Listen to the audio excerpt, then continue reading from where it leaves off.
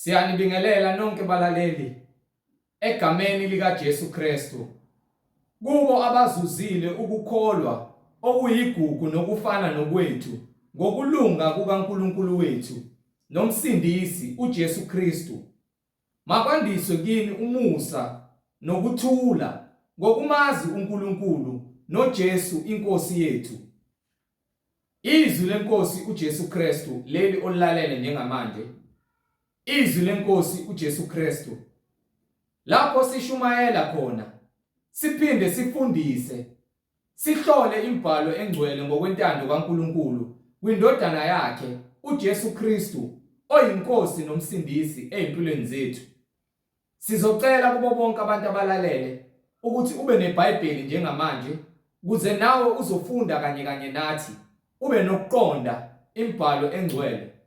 Mungenalo iBhayibheli sizocela ukuba udownloade iBhayibheli kuma mobile devices owaphethe, ifoni noma ilaptop, kuze nawe uzofundisana kanye nathi ube nokuqonda imibhalo engcwele njengoba umoya engcwele esihola ungivula uJesu Kristu oyinkosi nomsindisi. Kulabo abazothi sibelalele bafise ukubhabhadiswa egameni likaJesu Kristu ukuba bathathe imininingwane esoyishiya, nalabo abanemibuzo mayelana neBhayibheli bengenakho ukuqonda ngenxa yemfundiso eziningi ezigcwele ezweni eziphambene nentando kaNkulunkulu nemiyalelo kaNkulunkulu, ukuba nawe uthathe imininingwane esoyishiya. Nalabo abafuna ukuthula ubufakazi ukuze nabanye abazalwane bagqugquzeke kule ndlela esihamba kuyona, bazi ukuthi uNkulunkulu uthembekile ngaso sonke isikhathi, ukuba nawe uthathe imininingwane ukuze uzoshiya ubufakazi bakho uNkulunkulu evumile bazi nabanye abantu. Ngizoqala nge-email address. Email address ithi izwilenkosi.ujesukristu@gmail.com. izwilenkosi.ujesukristu@gmail.com. Ngilandelise nge-cellphone number noma i-WhatsApp number la sitholakala khona ethi 066 566 9245. 066 566 9245. Azalwane, izintumayelo zonke ziyatholakala ku-YouTube. La uzokwazi ukuthi khona uhlale phansi uphethe iBhayibheli, uhlolisise, ulalele kahle ukuba lokhu okuzwa la ngabe kuyafakazelwa yini imibhalo engcwele. Ikakhulukazi ukuthi lokhu osuke ufundiswa khona njalo manihlangene nimdumisa uNkulunkulu, nithi nimdumisa ngokomoya nangeqiniso, ngabe kuyafakazelwa yini imfundiso oyizwayo la nebhaliwe phansi ewukhanya neqiniso evela ezwini likaNkulunkulu. Ku-YouTube uyasubscribe uthi Izwi lenkosi uJesu Kristu. Izwi lenkosi uJesu Kristu. Ungakhohlwa-ke ukuthumela nabanye abazalwane kuze nabo bezohlola imfundiso ephilileyo ukuthi le mfundiso abanayo esithatha kuzo zonke izindawo ngabe iyafakazelwa yini imibhalo engcwele, ngabe iyafakazelwa yini nalokho okuzwayo la okuthathiwe ezwini likaNkulunkulu, njengoba umoya ongcwele esho njalo emabandleni onke kaKristu. Azalwane, sizocela ukuvula ngomkhuleko simbonge ubaba wethu ngalesikhathi esinaso asiphe sona sokuthi size kuye ngokomoya nangeqiniso, ahlolisise inhliziyo zethu, asuse lonke ukhula olungadingeki. Baba wethu osezulwini, malingcweliswe igama lakho, Nkosi uJesu Kristu.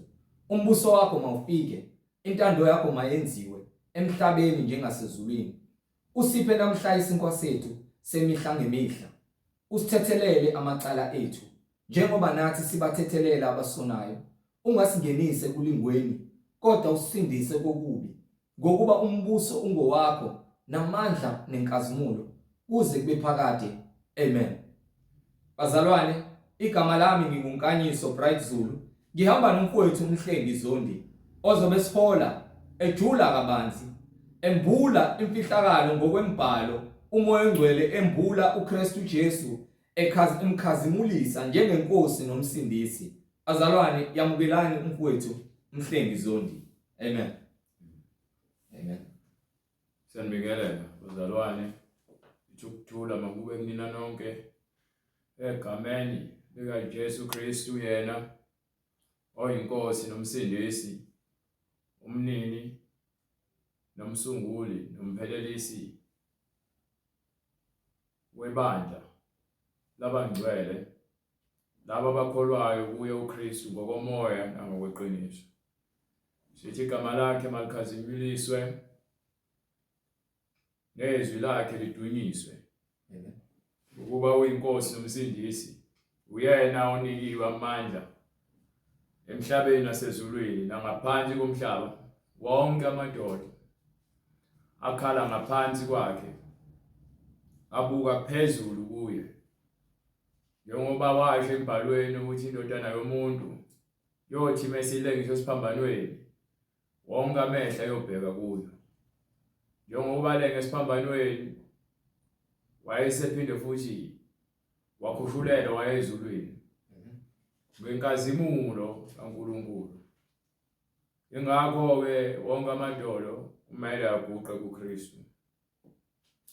Siyambonga uNkulunkulu ngabantwana bakhe abangcwele kuzona zonke izindawo lapho khona izwi lenkosi lifinyelela khona, nalapho khona kukhona izingcezu zikaNkulunkulu eziqhuba inkonzo yobungcwele, njengokuba imbhalo ifakaza ukuba baqhubeke bathole amandla amasha kuKristu, babambelele njengokusho kwembhalo ukuthi ngesikhathi sebebhabhatisiwe.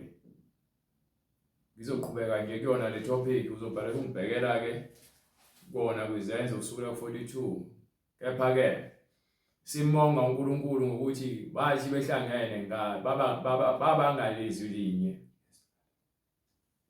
benza konke bebambisene ngamandla kaKristu. uKristu uzohlanganisa abantu, uSathane uzokhohlisa abantu, uzobulala, uzodukisa abantu. Abantu abahlangene ngoSathane bayahleba, kunodlame, ubumnandi bakhona funeka echitha igazi, umnandi bezinto ezidukisayo, awukho umoya ingcwele. Ingakho-ke kumele sikwazi ukuhlukanisa phakathi kokungcwele nokungekho ngcwele. Angikwazi ukuthi ngingcwele ngiphile ngiyohlangana nabantu kumakhonsathi ngithi ngiyokhokha imali ngiyobuka umuntu oculayo ocula izingoma zezwe noma ngabe kuthiwa igospel. Angeke ngihambe ngiyobuka umuntu ocula igospel engaphili umngcwele. Angikhathali noma ngabe ucula uzukhale noma unezwi iphimbo lakho ngathi lengilosi. Uma uzothi-ke uyakholwa kepha ungaphili umngcwele bese udayisa izingoma ngegama lenkosi uJesu uthi uyakwambula. Ngokuba-ke abaningi bambozekile, iveyili ivala amehlo kumnyama, aba-understand lento esikhuluma ngazo. Abantu abangcwele inkambo yabo ebafakazelayo. Awukwazi ukuthi uthi uphila umngcwele kepha wenza izinto zobumnyama. Izinto zobumnyama ukudaka utshwala, ubufebe, ukuphinga, ukuntshontsha, uqamba amanga, ukubulala, kanye nabafana abalala nabodwa. Nabo bonke abenza izinwele zabo bazishintshe indlela eziyiyo nabafakele zokufakelwa. Uma labo bantu bethi bacula igospel, anginakho ukuzithatha ngiyoziphosa phakathi. So uyobabona ngezithelo njengokusho kwembhalo. Izithelo zabo ziyobafakazela. Awukwazi ukukha umvini esihlahleni sama-aphula. Ngeke uthole ama-orange esihlahleni sikabanana. So uma ethi umuntu uKristu kepha uyafeba, lo muntu uthi-ke umvini kepha yena ukhiqiza izithelo zama-aphula nama-orange kepha ethi yena uyesihlahleni sama-grapes. Akwazi ukwenzeka lokho. Ungadidiseki, ithi ingoma ngizocula ngomoya. Ungiphe lo verse lapha kwincwadi yaseKorinte, right? Sahluko 14 from verse 14. So konke sikwenzayo sikwenza ngomoya nangokuqonda. Hallelujah Jesus. Nangokuzinikela emoyeni. ukuthi umoya oyingcwele kube uyena obusayo, umoya oyingcwele kube uyena osiholayo, umoya oyingcwele kube uyena osifundisayo. Ngakho ke umoya oyingcwele manje asenze izinto ngomoya, asenze izinto ngonhliziyo noma ngelukuluku noma ngezifiso zenhliziyo. Senza izinto ngokomoya. Indaba kamoya ukontrolwa imizwa yakho kumoya, ukontrolwa izwi umoya. So uma ukhona umculi othi ngumculi wegospel, yena uyacula igospel kepha indlela abukeka ngayo noma indlela aphila ngayo iphambene neBhayibheli, uyaphi lapho wena? Uma ulazi izwi ukuba phela siyatshelwa ukuthi uma sikhuleka umoya. Ngiphi? Incwadi yokuqala kwabaseKorinti isahluko 14 verse 14. Ngokuba uma ngikhuleka ngezilimi, kukhuleka umoya wami. Umoya. Ngokuba manje usunikwe amandla avela kuphi? Ezulwini. Ukuthi ukwazi ukukhuluma izinto ongazizwa wena, kepha umoya oyingcwele uyazi uthini. Ngokuba yini? Ukumoya, hayi umoya wenkohliso. Phela uSathane uyabanika abantu umoya wenkohliso. Athi ukhuluma ngezilimi, kepha uyafeba. Athi ukhuluma ngezilimi, kepha uyantshontsha. Athi ukhuluma ngezilimi, kepha uqamba amanga. Athi ukhuluma ngezilimi kodwa uhlabela amadimoni.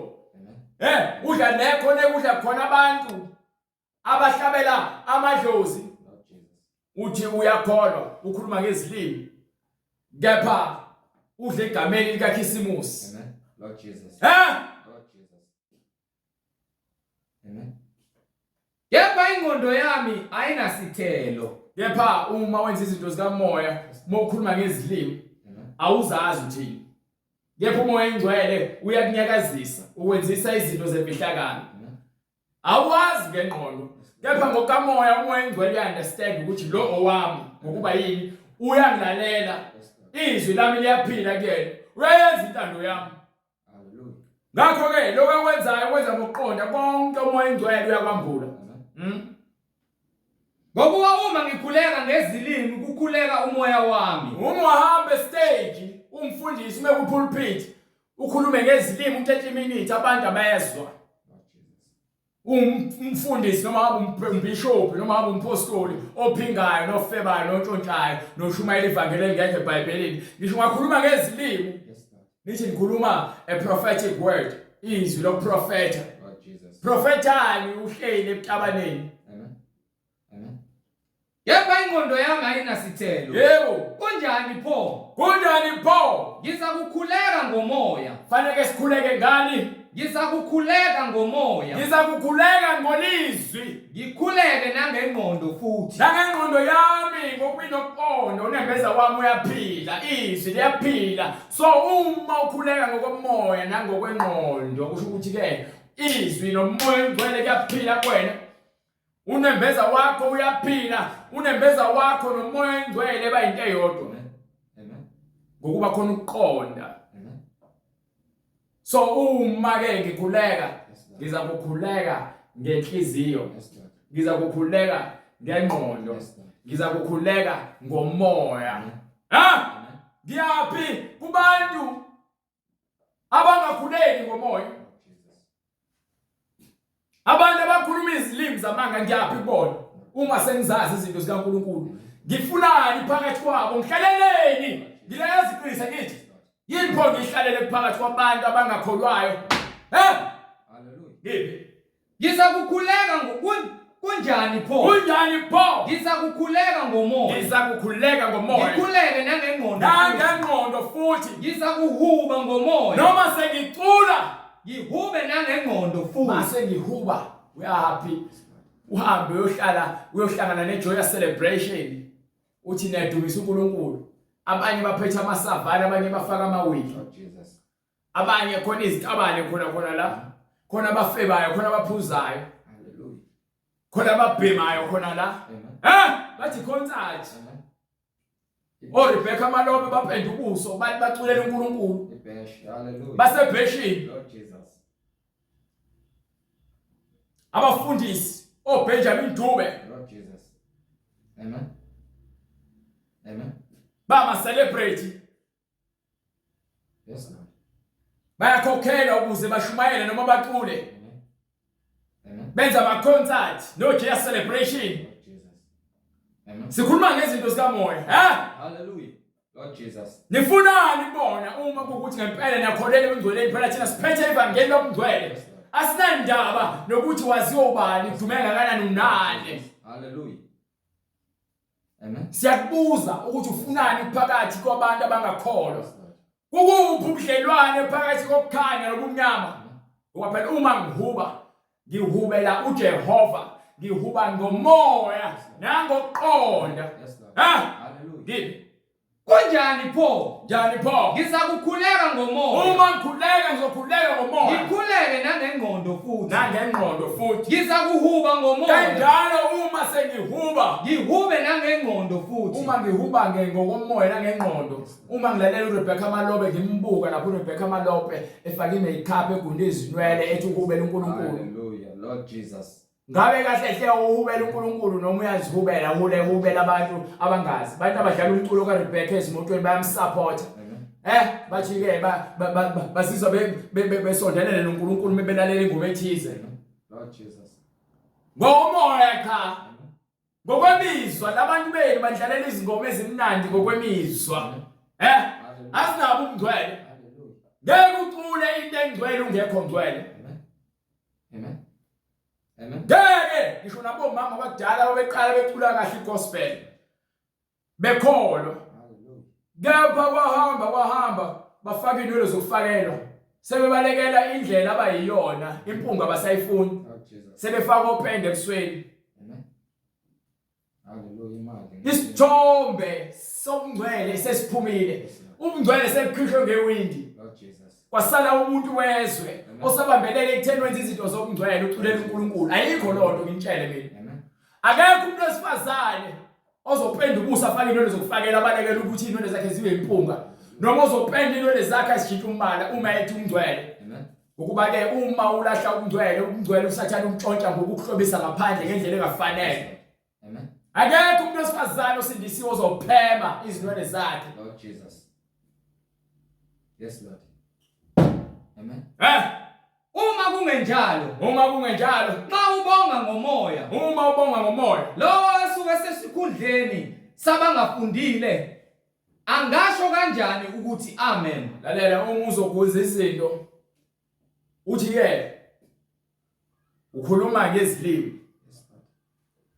Kuqhamuka umuntu ongakholwa azongena phakathi kwethu isikolo siloke sikhuluma noma umfundisi wakhe sike sithi ke ushumela ngezilimi ngo30 minutes wonke eloke ekhuluma izilimi ashandara karabara shoro hello la la la ro shabara ro arara ro shibere la ra ra ro arara kuze kuphela 30 minutes eloke ehla phakathi kwenu loke lithi Jesus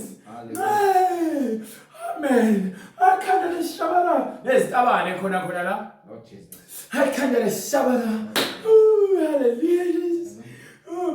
Then kuqhamuka umuntu ongazilutho ufika yonke le mfucuza enzakala phakathi kwenu. Amen. Umfundisi ushumela ngezilimi. Kukhona abantu besifazana abenza amakhanda bahle bafaka izinzipho. Isipendiwe izipho zibomvu. Abafana abagqoka izingubo. Abantu besifazane bagqoka amabhlukwe. Ikhuluma ngezilimi. Amen. Umuntu ongenayo uzobona ukuthi hayi la khona ungahambi kahle. Bayagula abantu labo. Nakhona emngcweleni awunako ukukhuluma ngezilimi ushumele ngezilimi. Thiwa mesishumayela siyaprofeta. Siprofethela ukuthi sifundise. Uma ukhuluma ngezilimi akubo kwakho wedwa uma ngeze ukwazi ukuzichaza izilimi zakho. Akubo wena noNkulunkulu. Ungabangela umsindo abantu wenza ngazi ukuthi khona into ekhulumayo ngezilimi ekubeni ke awuyenzi sense. Iyona nje into engifuna untshela uma ucula ngokomoya uyazinikela uyahuba ngokomoya nangengqondo akuhambisane ukholo lwakho nokuba kwakho nokukholwa kwakho makube into eyodwa. Amen. Amen.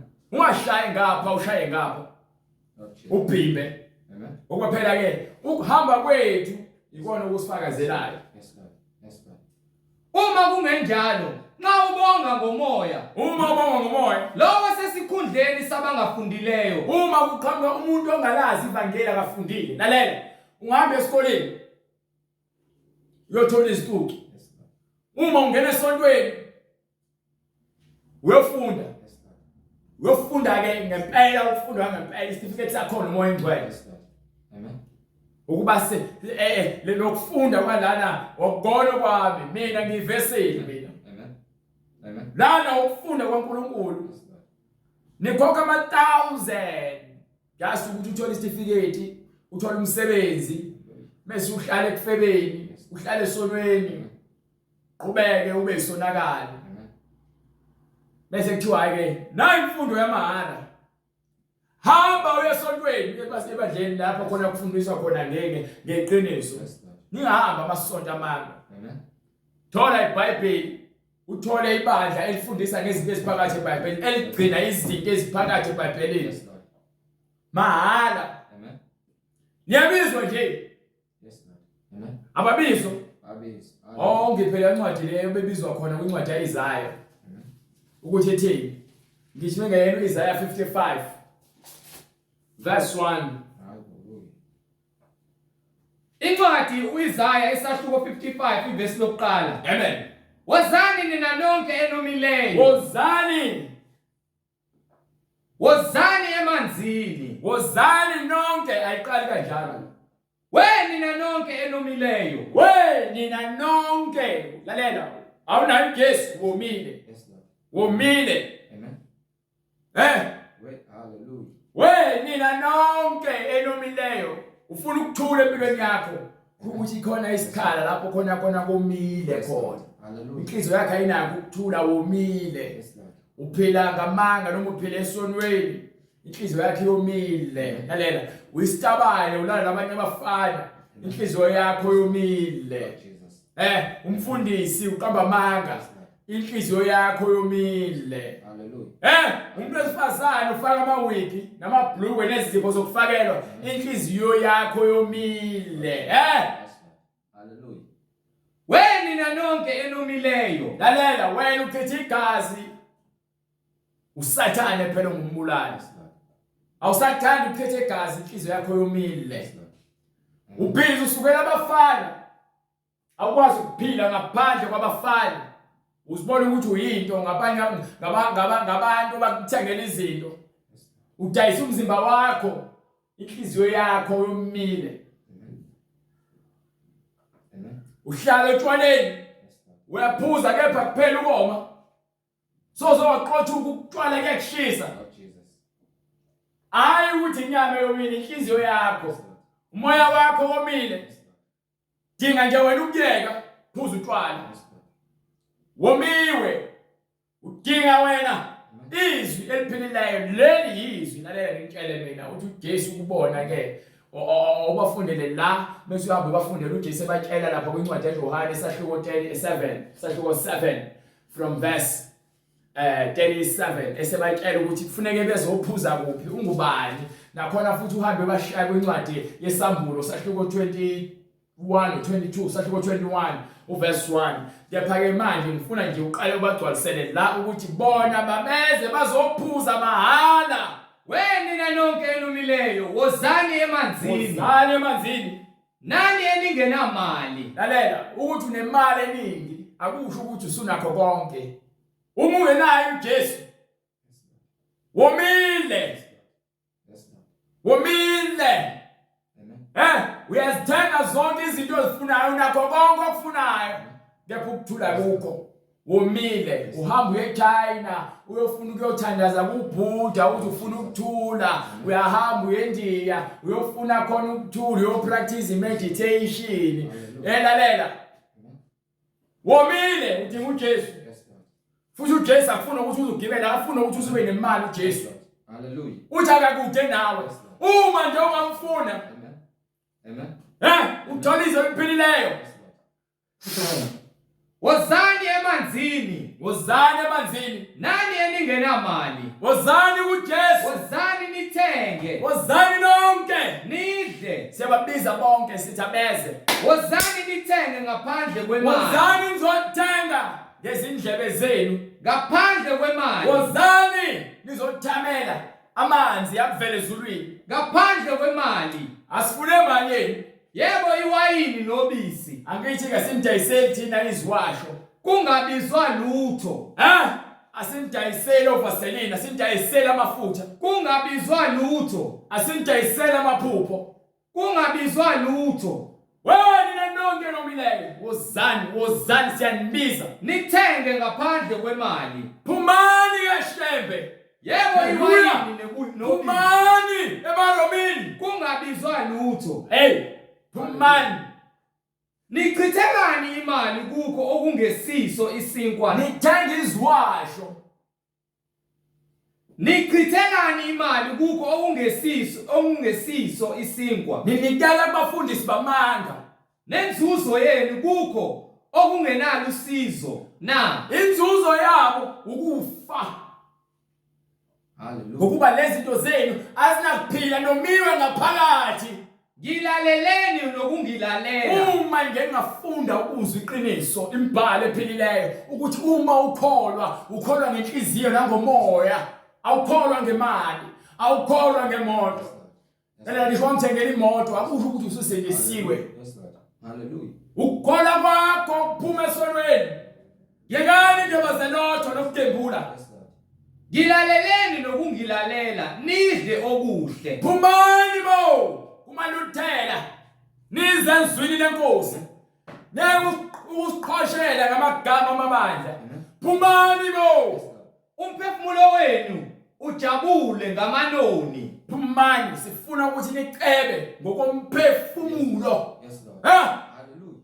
Phumani bo kumabandla amanga, phumani eZayoni uma besebenzisa iziwasho. Phumani bo kumaluthela. Phumani maPentecostal. Amen.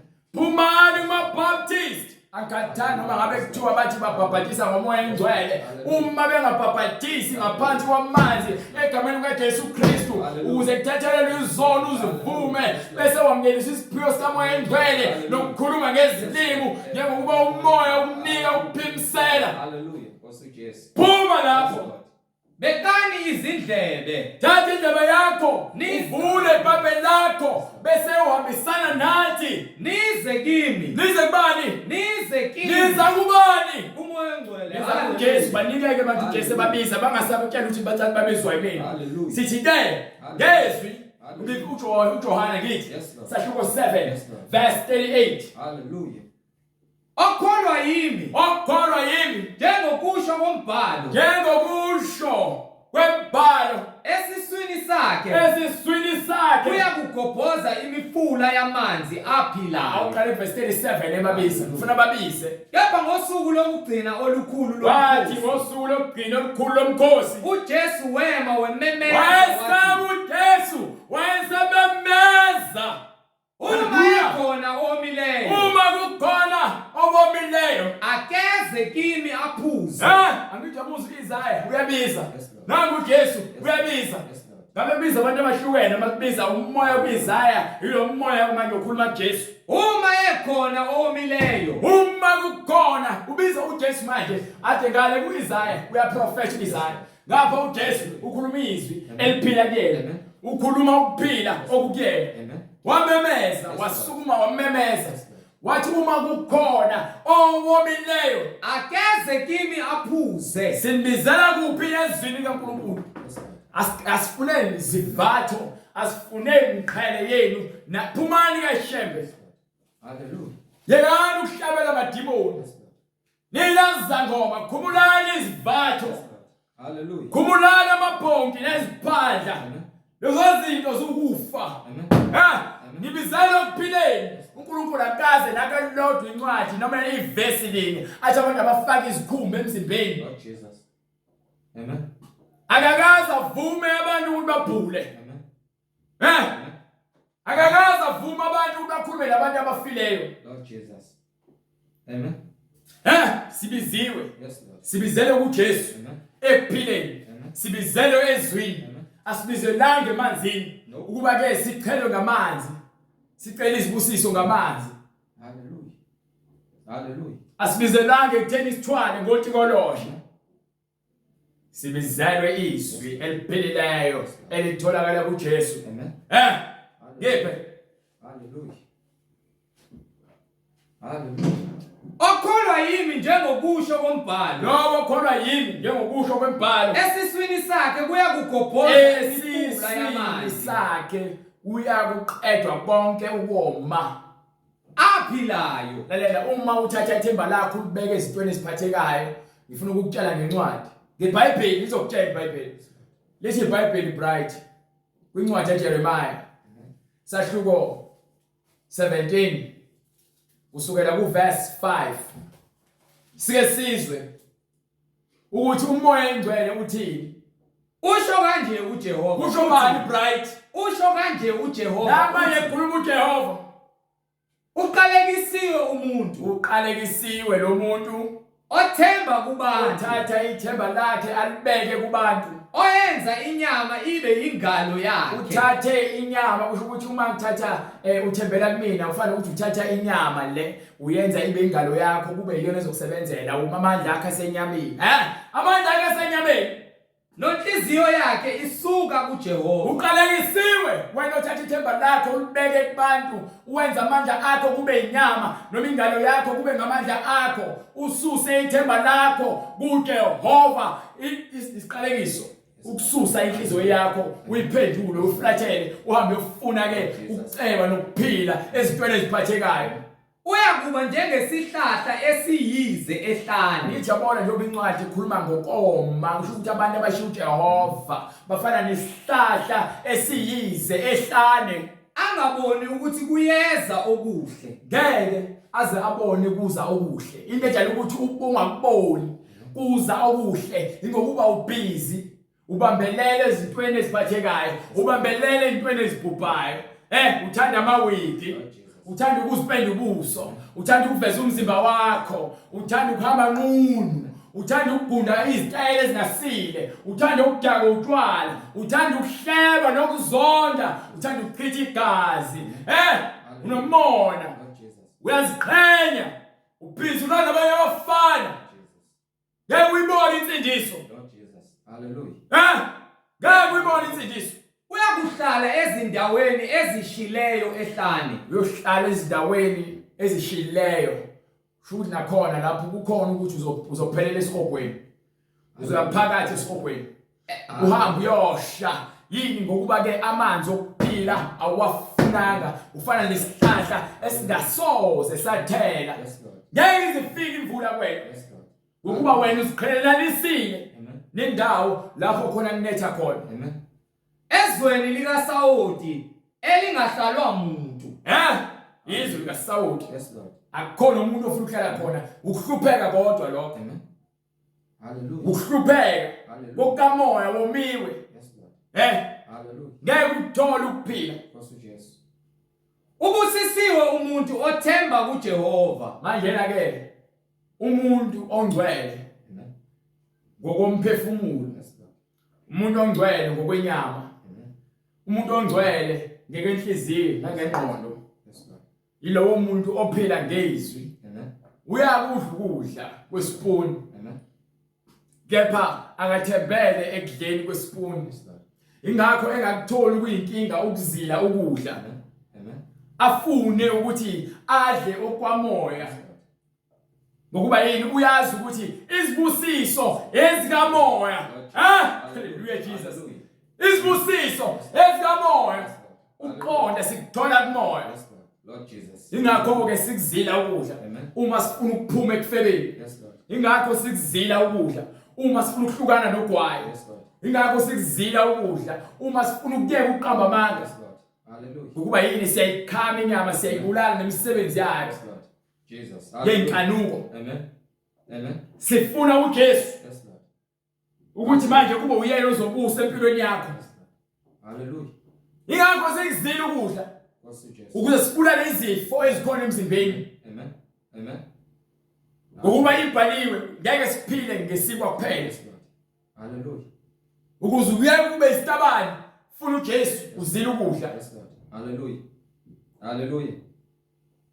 Ubusisiwe umuntu othemba kuJehova, nothemba lakhe linguJehova. So uma ke usawuthola izibusiso zikamoya, izibusiso lezo ziza nokuqonda nomngcwele nokuthula empilweni yakho. Ngeke ufune izinto ezingaphandle ukuba zikujabulise. Uma wenza lokho wesikhohlakazi. Kufanele sifune uJehova. Amen.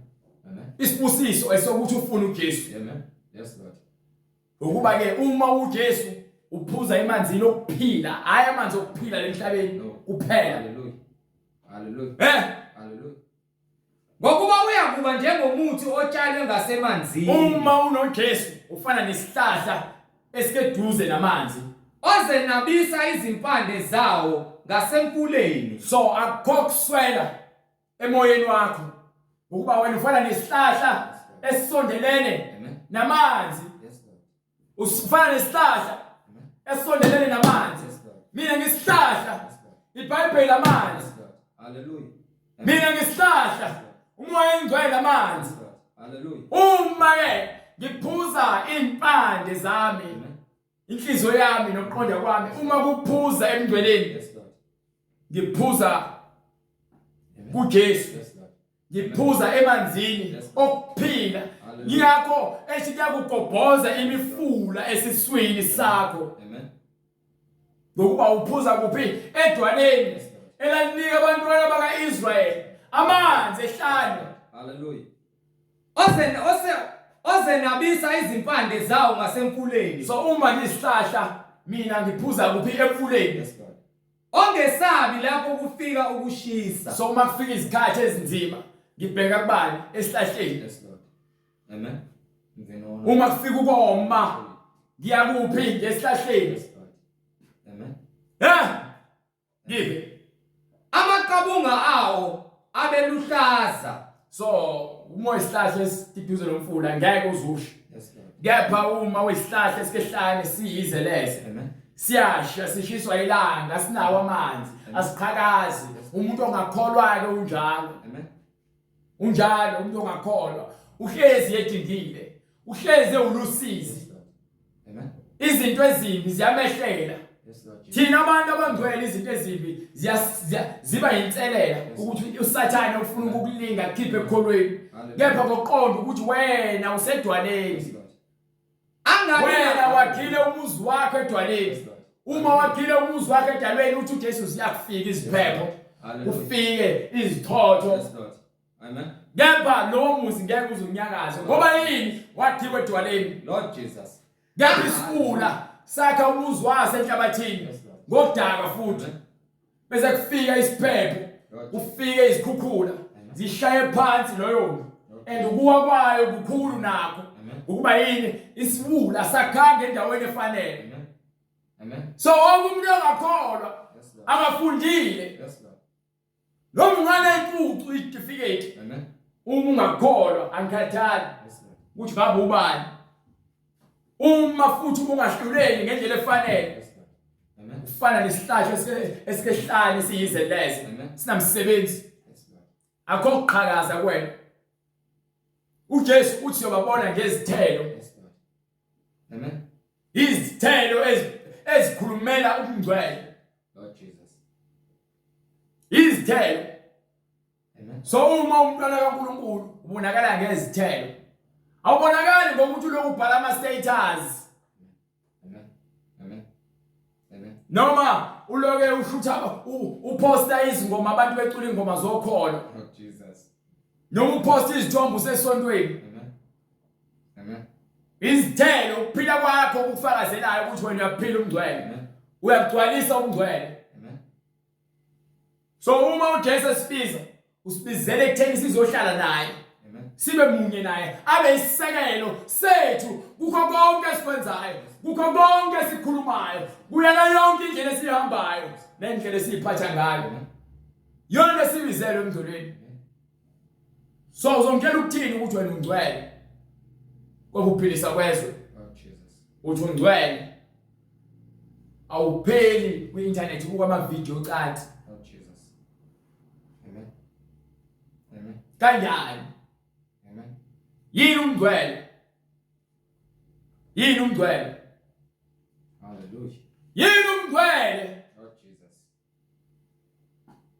awubavezele incwadi yaseKorinte. Ngifuna le incwadi yaseKorinte sahluko incwadi yokuqala kwaseKorinte no yesibili sahluko 5 or sahluko 6 kusukela kuverse 14. Yini umngcwele? Siyabuza, sifuna ukwazi ukuthi yini umngcwele. Uma unempendulo sibhalele. Sicela ukuthi uphume emabandleni amanye. Engasiqhosheli ngamagama amabandla. Sifuna umngcwele. Obathini bakhombisa uNkulunkulu uthi unjani. Kwincwadi yokuqala kaPeter. Sahluko 1 verse 16. Bese uyabuyela kwincwadi yaseKorinte yesibili sahluko 6 verse 14. Sifuna umngcwele. Peter uqala verse 16.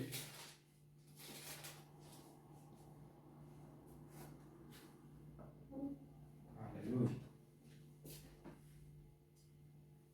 Incwadi yokuqala kaPeter sahluko sokuqala verse 15. Kodwa Verse 16 to 17. ngokuba kulotshiwe ukuthi Ngokuba kubhalwe phansi ukuthi manibe ngcwele, masibe njani? manibe ngcwele, No, masibe amapostoli.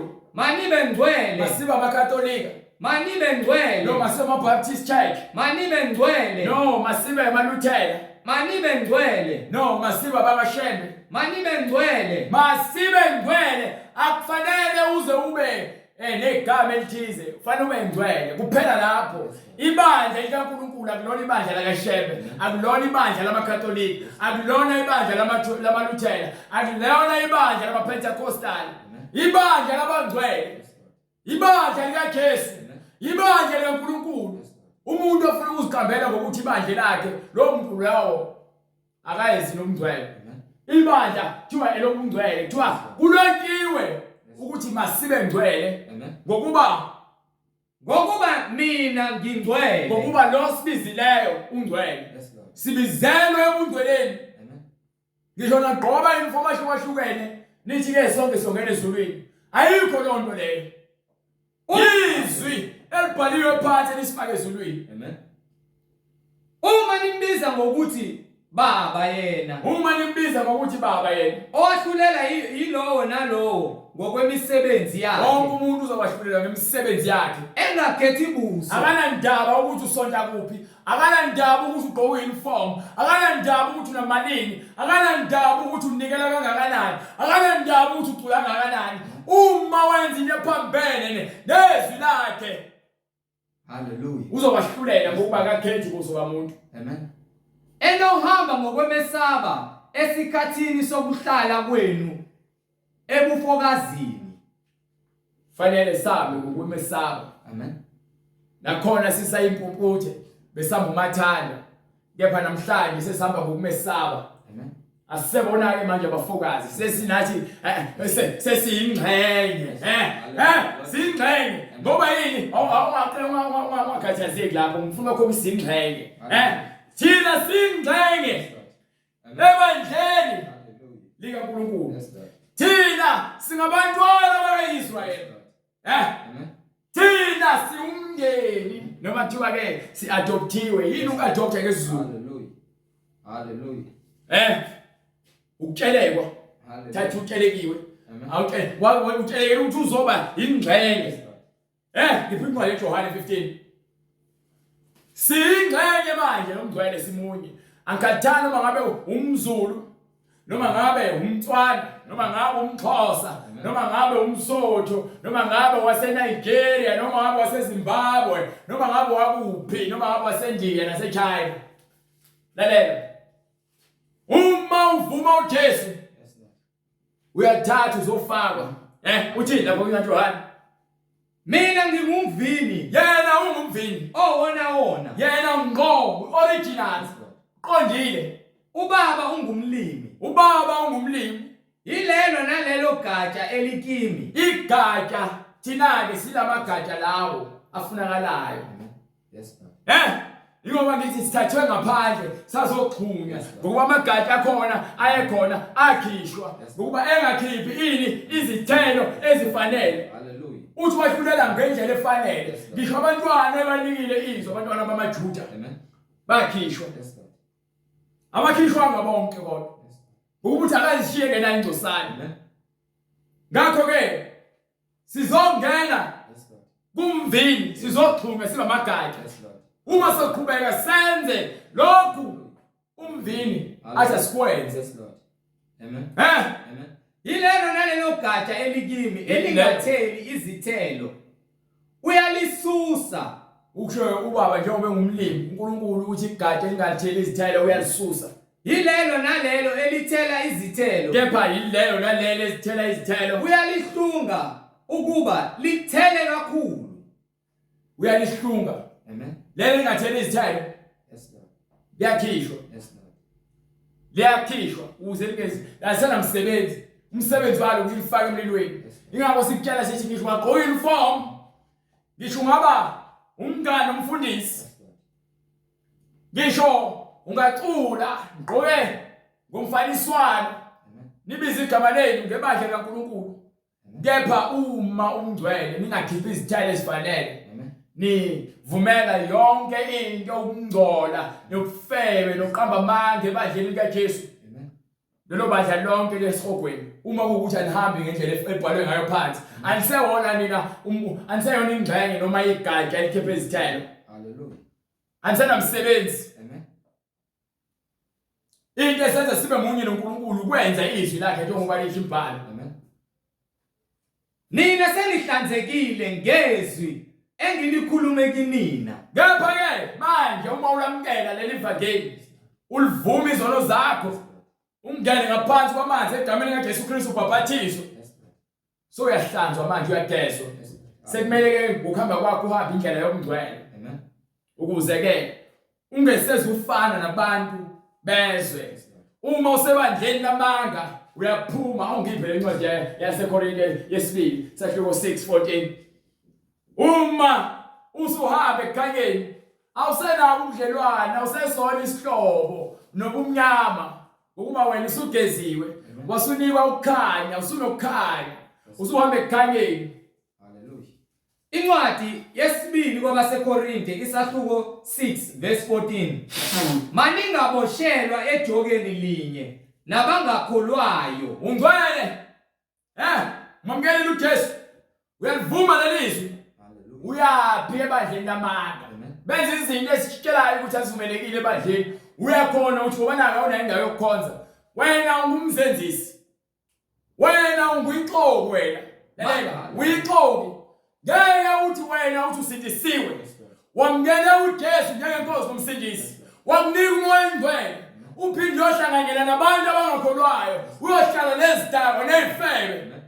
Maningaboshelwa ejokeni linye nabangakholwayo. Ngeke uze ukuvume lokho uma ngempela ukuthi wena uyamthanda uJesu. Ngokuba kunakuhlanganyela kuni. Ngeke uhambe uyokhonza kaShembe uthi usindisiwe. Ngokuba kunakuhlanganyela kuni. Ngeke uyokholwa eBaromini noma eRoman Catholic Church uthi usindisiwe. Ngokuba kunakuhlanganyela kuni ukulunga nokungalungi na. Ngeke uhambe uyokhonza nabantu boNkulunkulu abathathu uthi uyiPentecostal kuna uyiBaptist. uJohn uBhaptist wayezele ukuzobhaphathisa abantu akusho ngizaqamba ibandla lakhe. So uma wena ungaphansi kwebandla libizwa ngomuntu noma ngento engekho eBhayibhelini noma nomuntu okhona eBhayibhelini akukaze kusho njalo uNkulunkulu noJesu kuphela. Kunakudlelwana buni ukukhanya nobumnyama na. Ngakho ke uJesu noNkulunkulu into eyodwa ngokuba bayatshela abantwana ngithi ke uthi uJehova ngale kwincwadi yeTestament eJana. Amen. KwiTestament aphinde athi unguye ngunguye. Yes, Lord. Amen. Mase ekhuluma noJesu uJesu ekhuluma namaJuda Yes, Lord. kwincwadi yaJohane esethi ke ngaphambi Amen. kukaAbrahama nginguye. Hallelujah. Amen. Aphinde kwincwadi kwiNew Testament mase bemveza abapostoli esezambulile kubona Amen. ukuthi ehlane babeholwa idwala lelo dwala kwakunguKristu. Yes, Lord. Hallelujah. So uNkulunkulu uKristu. Yes, Lord. Amen. Uma wena ubizwa ngenye into engehlangene noNkulunkulu. Hallelujah. Mina ngikubaba uwabukile. Hallelujah. uNkulunkulu yedwa nezwi lakhe. uJesu ngulizwi. Amen. uNkulunkulu ngulizwi into eyodwa leyo. Yes, Lord. ukuthi wayesenyameni akusho ukuthi inyama ke seyinkulunkulu. No, cha. Amen. Inyama futhi ayisekho manje. Hallelujah. Masingaboshelwa ejokeni linye Nabangakholwayo. iBhayibheli kumele sikholelwe. Not indaba yokuthi wena ukholwa kuphi. Ngizosho ke ucace lokhu ngiyayizonda lento leyo ukuthi umuntu angibuze ukuthi wena ukholwa kuphi. Yiliphi ibandla lakho? Hallelujah. Qonda. Ima ongifuna bavesele uthi uthini incwadi yaseEfesu. Hallelujah. Chapter 4 from verse 4. Munye umzimba, munye umoya. Njengalokho nabizelwa ethembeni. Ngokuba sibizelwe ethembeni linye. Lokubizwa kwenu. Ngokuba sibizwe sonke ethembeni linye. Yinye inkosi. Yinye inkolo. Munye umpaphathiso. Munye uNkulunkulu. Manje uzongibuza ukuthini ungibuze ukuthi ke ngiliphi ibandla engilihambayo noma ngikhonza kuliphi ibandla. Ibandla lani? Lord Jesus. Amen. No, ibandla labapostoli. Kuphi le kwathiwa khona ibandla labapostoli? eBhayibhelini. Hallelujah.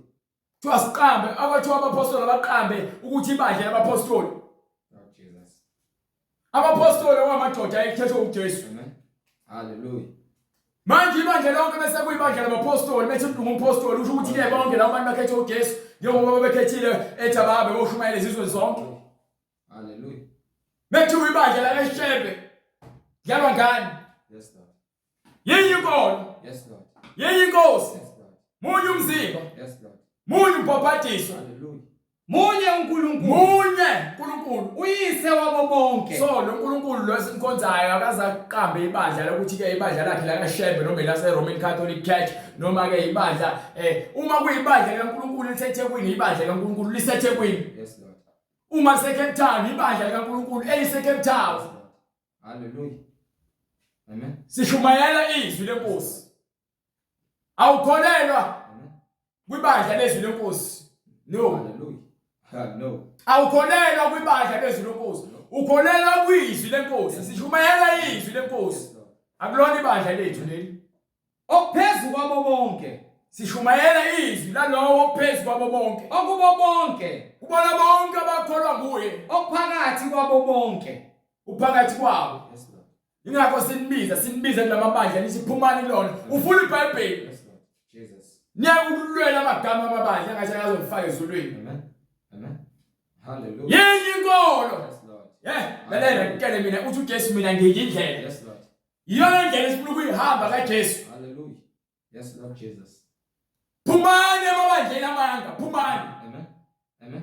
Uma sawusindisiwe, ungaboshelwa ejokeni linye nabantu abangakholwayo. Masisindise. Hallelujah. Asikholelwe ezithombeni lathina. No. Asikholelwe emadlozini. No. Sikholelwa kumoya oyingcwele. Yes, Lord. And umoya oyingcwele iwona lo osikholela ekuphileni okuphakade. Yes, Lord. Iwona amanzi esiwaphuzayo lawo. Yes, Lord. Hallelujah. Amen. Hallelujah. Sifuna lokho kuphela. Amen. Obaphe futhi incwadi yaseKorinte.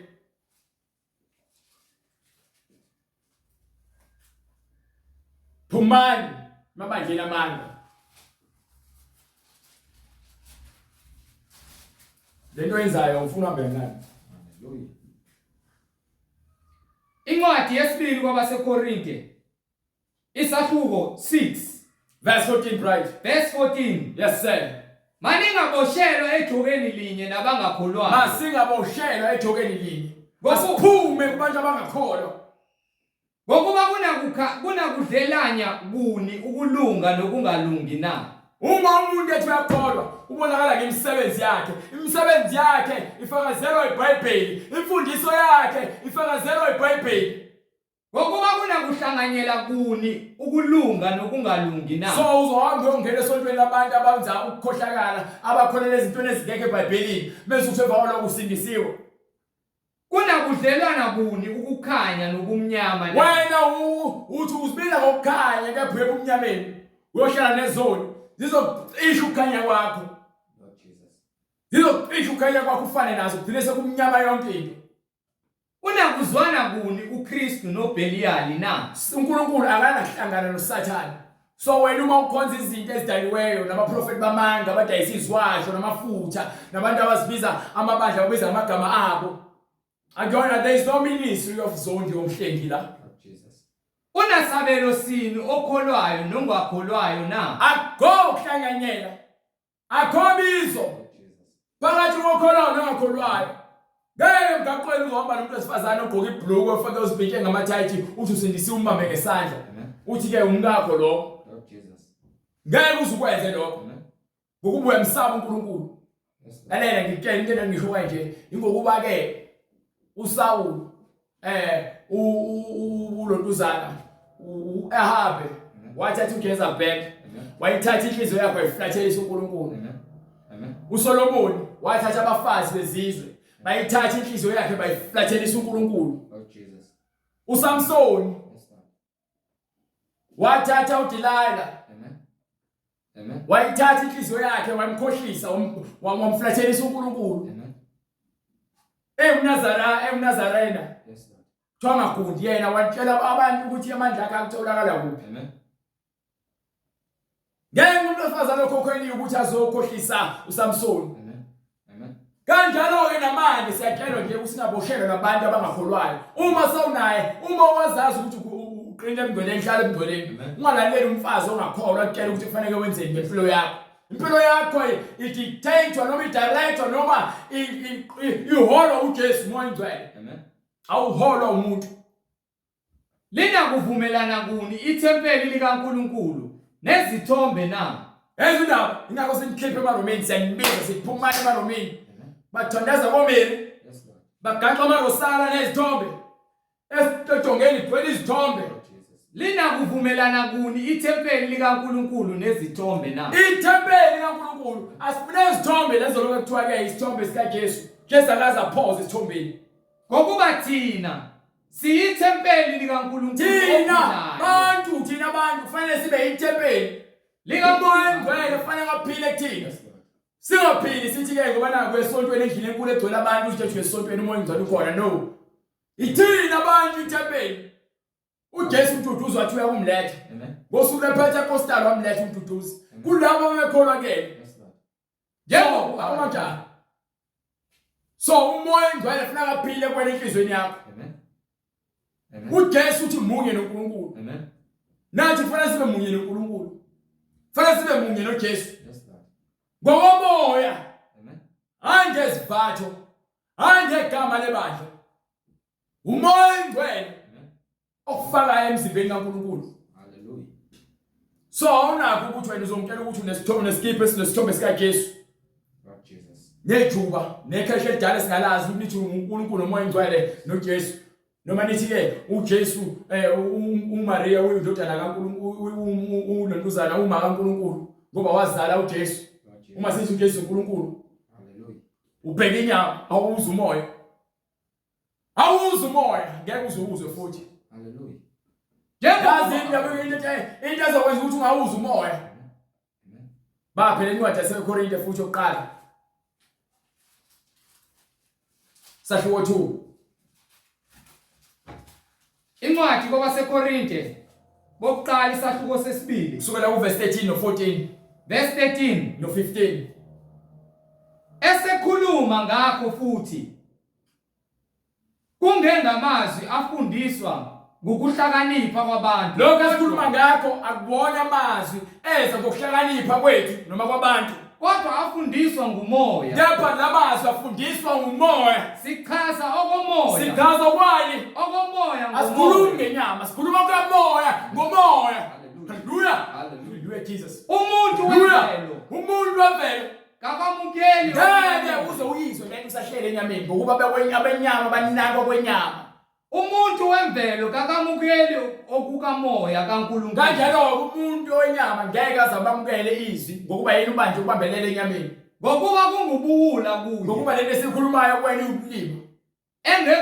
Angeke siqonde ingakho abantu abasonta kaShebe nasemaromeni namaPentecostal nakomaLuthela namaBaptist Church nawonke ama-ZCC neZion abantu abakholelwa enyameni nezinto eziphathekayo ngaphezulu kwethu nezinto esizikhulumayo abaziboni noma bezibona kepha amahlavalekile ngokuba kuboniswa ngokomoya ngokuba lezinto zampulwa kanjani ngokomoya kepha ongomoya ubonisisa ke umuntu ongomoya uyabonisisa ubonisisa konke yonke into ayibona umuntu kamoya izinto esikhulumayo umuntu omvulele umoya ngcwele uyasibona lezi zinto esizibonayo kodwa yena kepha yena kabonisiswa umuntu ongiphe no verse 12 awuthi ufundele verse 12 futhi kepha thina asamukelanga umoya wezwe kodwa umoya ovela kuNkulunkulu umoya ovela kubani kuNkulunkulu so ingakho iBhayibheli lithi thina siyithempeli likaNkulunkulu ophilayo siyithempeli likaNkulunkulu ophilayo akuyona indlu eyakhiwe eyithempeli umzimba wakho eyithempeli kaNkulunkulu so awunakuthatha ithempeli kaNkulunkulu linikele ekutheni libe ithuluzi lokufeba noma lokudaka utshwala noma lomtshotha noma lokuqamba amanga noma lokubulawa izinkanuko udayisa umzimba wakho kepha thina asamukelanga umoya wezwe kodwa umoya ovela kuNkulunkulu funishashi ukuze sikwazi esikuphiwe nguNkulunkulu ukuze sikwazi ukuthi ke sihlukanise lokho esikunikiwe uNkulunkulu ngokomoya esikhuluma ngakho futhi ngoba lokho sikhuluma ngakho njengamanje kungengamazwi afundiswa ngokuhlakanipha kwabantu kodwa afundiswa ngumoya yeyizindawo sichaza okomoya ngomoya umuntu wemvelo kakwamukeli okukamoya kaNkulunkulu wena ngale incwadi yaseKorinte sahluko incwadi yesibili sahluko 6 iyona lento lo muntu wemvelo ngeze ayiqonde ayenzi sense lento esikhulumayo kumuntu wemvelo umuntu wenyama obanjwe inkanuko umuntu obanjwe usathane lento esikhulumayo kuyena ingane kwayo futhi uyibiza ngombhedo uyubula ongiphi incwadi yaseKorinte incwadi kwabaseKorinte yesibili incwadi yesibili kwabaseKorinte sahluko 6 verse 16 yes sir lena kuvumelana kuni ithempeli likaNkulunkulu nezithombe asikhonzi izithombe asifune lutho ezohlanganisa nezinto ezibaziweyo ngokuba thina siyithempeli likaNkulunkulu ngokuba thina uqobo lwethu siyithempeli likaNkulunkulu ophilayo njengokuba washo uNkulunkulu ukuthi ngokuba wathi imoya engcwele ngiyakuhlala phakathi kwabo ngihambe phakathi kwabo sheshe ngiyakuba uNkulunkulu wabo bona babe ngabantu thina sibe ngabantwana bakhe sibe ngabantu bakhe ngakho ke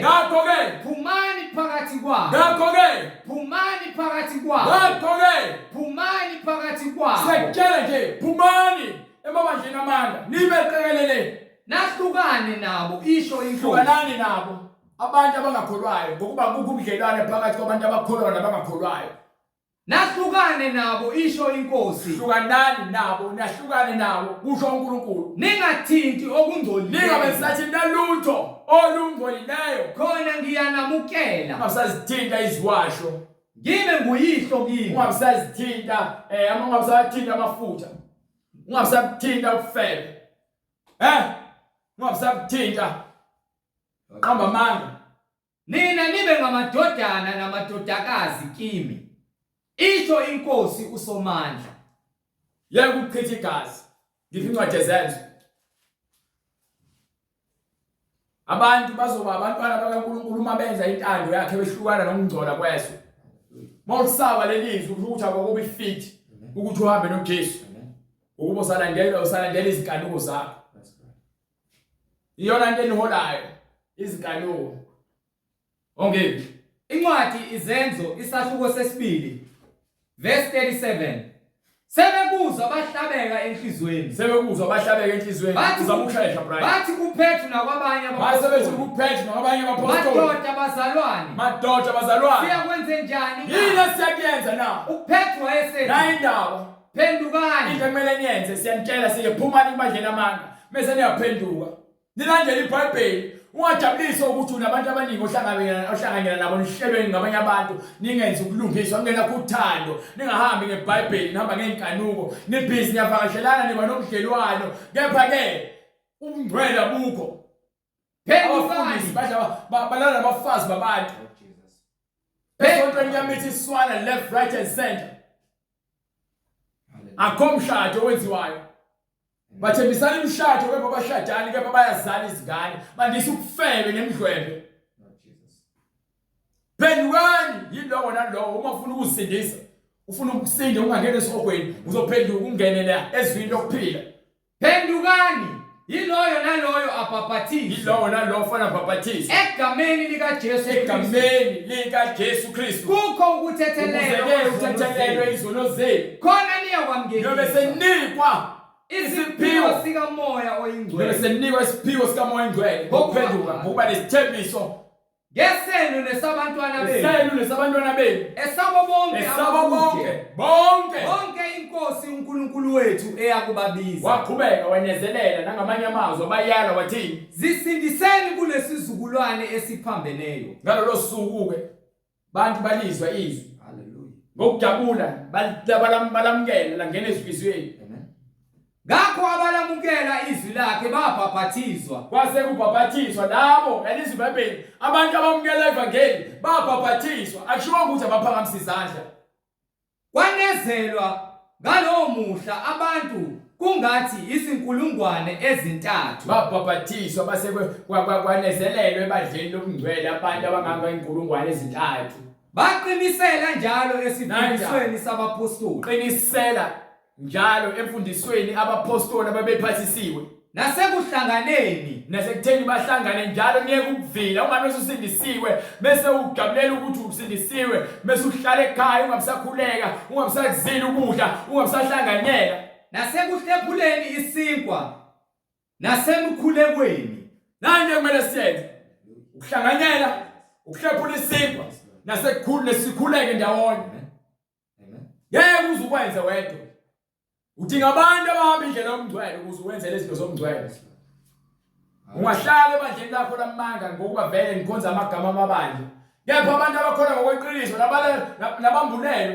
bazokwenza lokho kushiwo eBhayibheli noma umoya emvula uyothi uma ufuna ukubhabhathiswa noma ulizwa izwi likuhlaba inhliziyo likuphendula likubuyisela endaweni efanele uyobe usithinta kule namba oyibonayo lapho ku screen noma usithumelela umyalezo noma i-email address le uyisebenzise loyibonayo uma sofuna ukubhabhatiswa egameni likaJesu Kristu noma ngabe unombuzo uyosebenzisa wena imininingwane noma ngabe une testimony noma ubufakazi uyosebenzisa wena imininingwane uNkulunkulu anigcine anipha amandla amasha aniqinise kuze kube siyabonana ngokuzayo uNkulunkulu mevumile sicela lo nkuleko baba egameni lenkosi yethu Jesu Kristu uNkulunkulu onamandla siyabonga Nkosi izwi lakho elinamandla alibe yinkemba Nkosi ngaphakathi kithi lihlukanise Nkosi lahlulele imidlinzo nemicabango lihlukanise Nkosi umphefumulo nenyama nemidlinzo lihlulele Nkosi imicabango linamandla Nkosi siyacela libe ngumlilo ohangula yonke imbewu ewukhula engawona amabele owadingayo kubantwana bakho ukuba Nkosi wena uyahlunge kuze uzokwazi ukuthi ithele amabele amanye Nkosi nga100 amanye nga60 nga30 siyacela Nkosi ukuthi libe isando lifahlaze yonke imfundiso yamadimoni noSathane nokuqinelwa Nkosi ukuthi singaqondi izwi lakho silamukele ngokomusa nangothando kuze silungisiswe siyacela Nkosi Jesu kuba intando yakho yenziwe empilweni zethu khazimulise wena uNkulunkulu wena ongaphezulu kwakho konke egameni lenkosi yethu Jesu Kristu yena oyinkosi nomsindisi kube inkazimulo kuNkulunkulu wethu osezulwini manje naphakade amen ukuthula makube kubazalwane nothando kanye nokukholwa okuvela kuNkulunkulu uyise nasenkosini uJesu Kristu umusa mawube nani nabo bonke abathanda inkosi yethu uJesu Kristu ngokunganqamukiyo amen